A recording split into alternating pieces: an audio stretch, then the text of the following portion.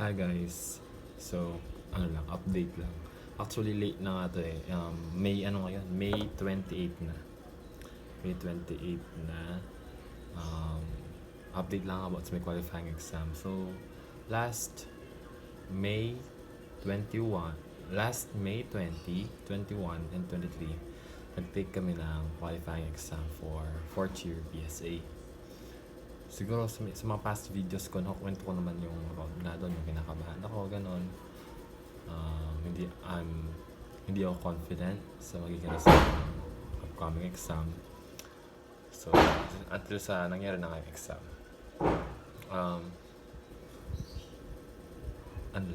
Pumasa ako.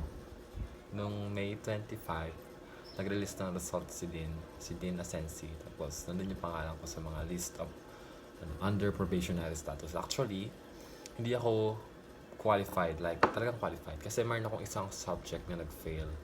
So, pero yung average ko is 80% plus.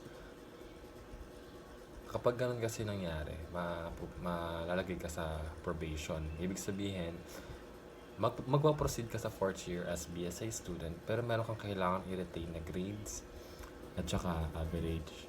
So, ayun, at least pumasa ako. So, kukomento ko muna yung first day.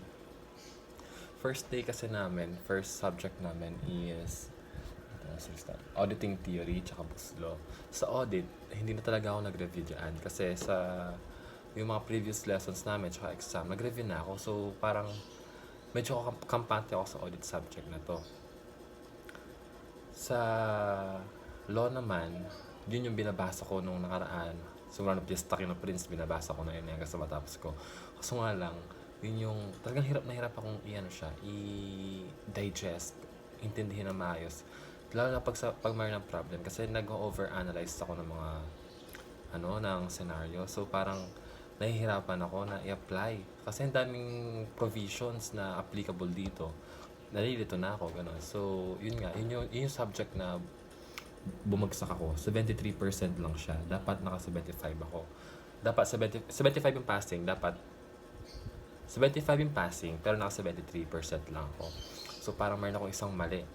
Kinangulangan ako ng isa para mapasa ko sana siya. Kaya naging probationary ako. Tapos sa auditing naman, naging top student ako. Naging top performer ako doon. Nag-top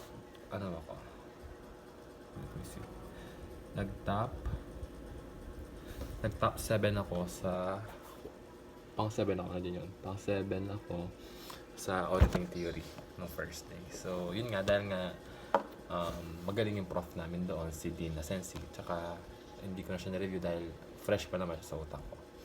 So, hindi ko expect na gano'n yung mangyayari no first day. So, come second day naman, ito na yung subject na, ito na yung araw na medyo meron ng kaba sa akin kasi yung taxation, hindi ko talaga siya ang second day, May 21,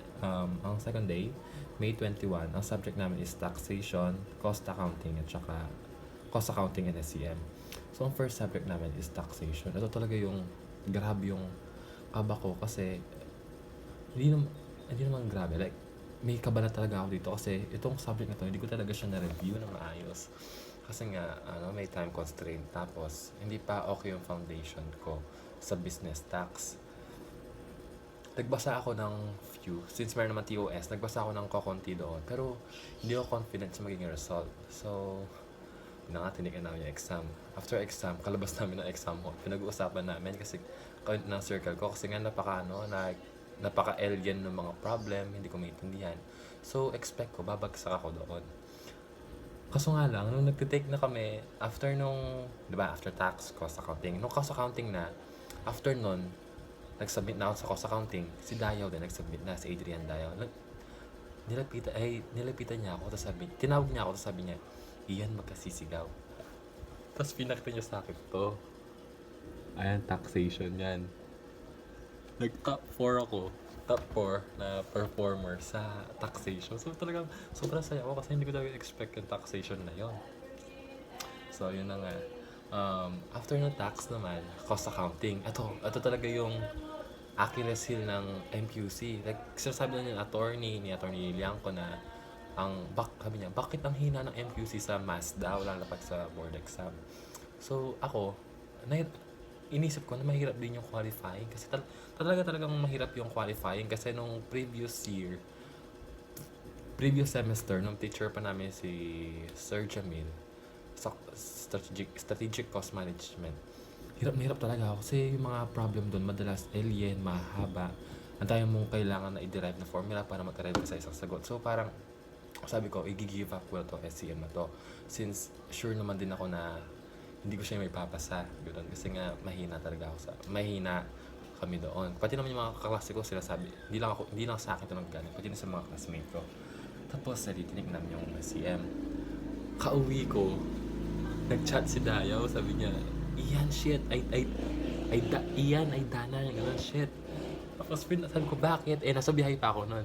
Sabi ko, bakit? Kasama doon kami ulit sa top performer.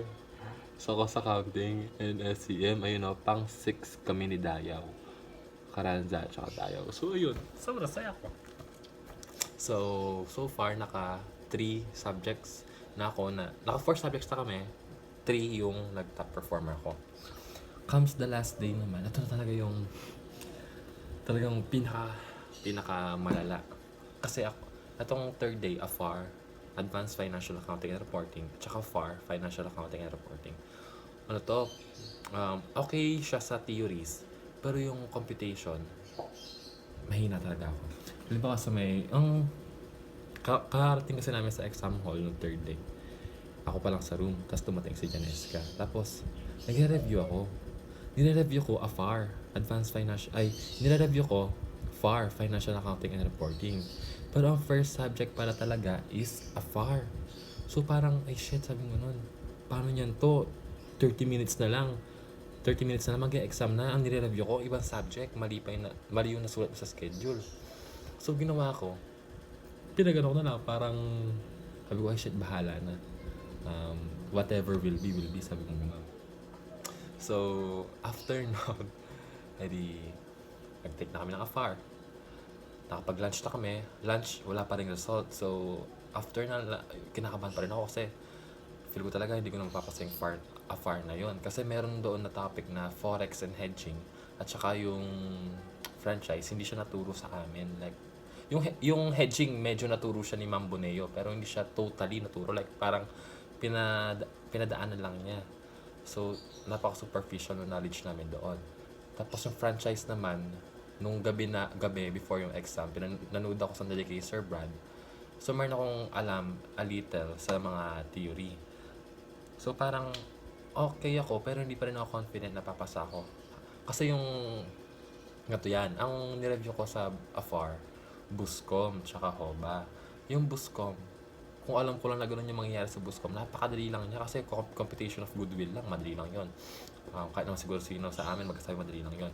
Yung HOBA naman, yung nireview ko, okay siya, like, naiintindihan ko siya. Pero yung pagdating nyo sa may mismo exam, ang haba ng problem, napaka-time consuming niya. So hinayaan ko hanggang sana ang nangyari, ilang minutes na lang, hindi ko pa rin tapos yung HOBA, ginawa ko, hinulaan ko yung mga sagot doon. Yun na nga, lunch. After lunch, wala pa rin resulta for AFAR. So comes 1:30, nag-take na kami ng FAR. Atong subject talaga na to, Achilles heel ko to. Like ever since nung second year and third year, panay mababa yung grades ko dito. Pasado pero mababa siya. Ang topic namin dito mostly intermediate accounting 1 or sa assets. Akala ko mangyayari dito, inassume ko dito yung madaling for me, like madaling computation lang ng inventory, gano'n, ng assets, what I mean sa assets is accounts receivable, gano'n.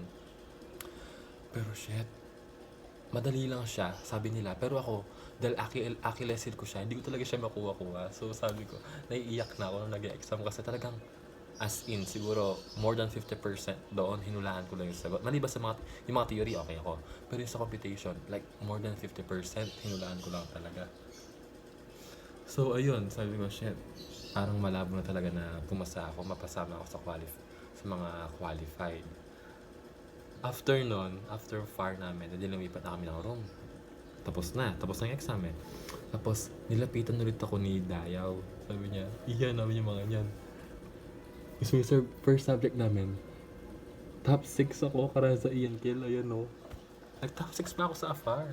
Oh shit, sabi ko, shit. Medyo nagkaroon na ako ng edge dito na naka 4 subjects na ako out of the 6 subjects taken. Sa FAR, hindi ako napasama sa top performer. So, anong nangyari? 4 subjects ang top performer ako over 6.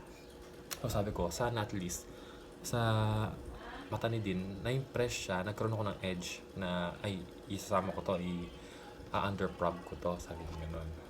So, yun na nga, after nung 3-day exam namin, nakala ko the night after the exam, magre-release na ng result. Wala. So, hindi sila nagre-release ng result. So, grabe na yung kaba ko. Like, kinukul ko sa Janes, kasi sabi ko, nervous ako ganyan. Ayokong pakampante. Sinasabi niya sa akin na, sure na yan na magiging under probationary daw ako. Sure na yan na magiging under probationary ka. Pero ako kasi, ayokong pakampante kasi nga yung mga grades ko from the prior years, ano siya, like, alanganin, like, hindi ko talaga, like, sa sarili ko, baka kahit probationary, hindi ako matanggap. Tapos, nung Sunday, May 26, dun na, nag-release na result si Dean. Tapos, isa ako sa mga pumasa. Isa ako sa mga under probationary. Ito siya, okay. Hindi ko pa na-save yung picture. Pang top 7, si Dayaw, yung madalas kong kasama no exam. Tapos pang top 8 ako, under probationary. So, ayun lang. Sobrang saya ako na pumasa kami. Actually, lahat si Jake, sa circle namin na Jake, Janeska, Ian, Gab. Si Jake, siya yung qualified talaga. Like, wala siyang grades below 80%. Tapos yung average niya, 85 above. Tapos, kami tatlo naman, Janeska, Ian, Gabriel, under probationary kami. So, kaming apat, pumasok kami sa BSA 4th year. So, 12 minutes na pala tong kwento ko na to. Ayun lang. Like, shit, sabi ko. Pagbubutihan ko na talaga yung 4th year. Like, babawi na ako. Like, hindi na ako tatamad-tamad. Kasi nung first year hanggang 3rd year, like, parang baliwala lang sa akin. Like, okay, sapat lang na pumaka sa akin. Ngayon naman, summer class na namin, research, tsaka OJT. Nag-apply ako ng OJT kay Ninang Chill. Hindi ko pa nasasubmit yung mga papers kasi wala siya. Pero sure na ako na mag-OJT ako kay Ninang Chill. So, ayun lang. Hindi ko expect na ganito kahaba yung video na to. Magkukwento na lang ulit ako next time. Yun lang. Bye-bye. Pasado na ako.